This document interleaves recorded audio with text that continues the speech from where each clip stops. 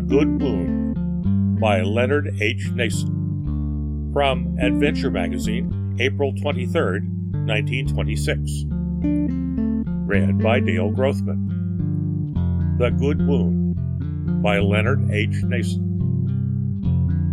I was fortunate enough to receive a good wound. I was shot in the abdomen, and a man with that kind of wound either dies almost immediately or gets entirely well, provided he can keep the different doctors through whose hands he passes from cutting him open again to see what the other doctors have done.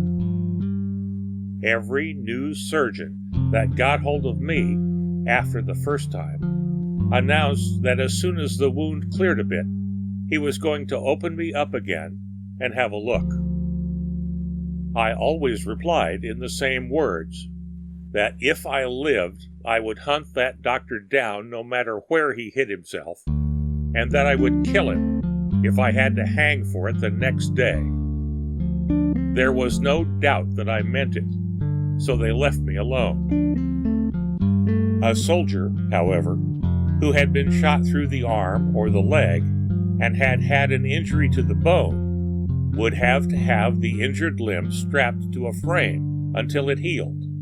Before the man was allowed to go home, his arm would have to be broken again and reset so that it would not be stiff.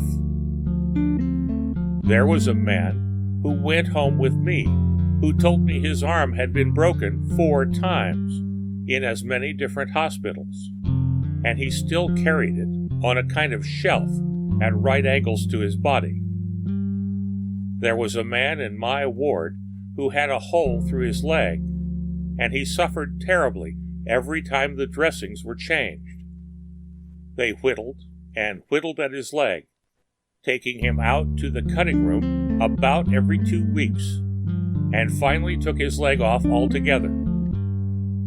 The poor lad finally died. It was shortly after this time that another tentative effort was made to operate on me, but I put up such a row that the operation was postponed. The surgeon, whom I disappointed, never forgave me, and told me that nothing would please him more than to see me die. I recovered just to spite him. The end of The Good Wound by Leonard H. Nason.